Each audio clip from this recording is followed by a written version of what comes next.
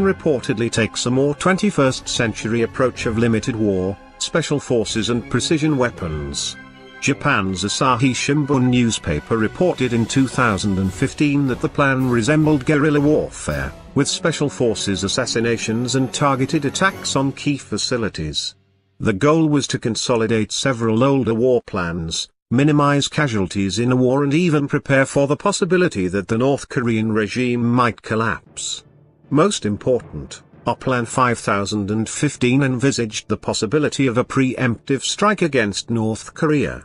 The new plan was said to adapt to changes in the security environment by focusing on making a swifter and more energetic military response than the previous Plan 5027, incorporating the concept of a preemptive strike, according to globalsecurity.org. With North Korea's localized provocations becoming more frequent, there was an increasing risk of escalation. Plan 5015 articulated ways to respond to these threats with U.S.ROC combined forces and, in the event of escalation, to respond to the threat of North Korea's missiles and nuclear weapons. Echoes of this can be seen in the current U.S. South Korean exercises, designated Fall Eagle 2017, which will involve more than 300,000 personnel for 2 months of live and computer-simulated training.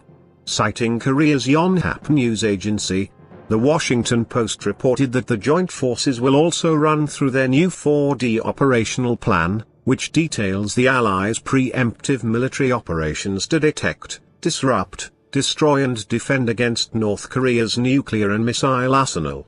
The question is how much stock to put in Plan 5015. David Maxwell, a retired U.S. Army Special Forces colonel who now teaches at Georgetown University's Center for Security Studies, warns against taking Plan 5015 too literally. My recommendation is not to try to read too much into the plans, he tells the National Interest. Military planners are by nature worst-case planners, but they also plan to provide multiple options to national decision-makers for responding to crisis based on the mostly likely enemy course of action to the most dangerous enemy course of action.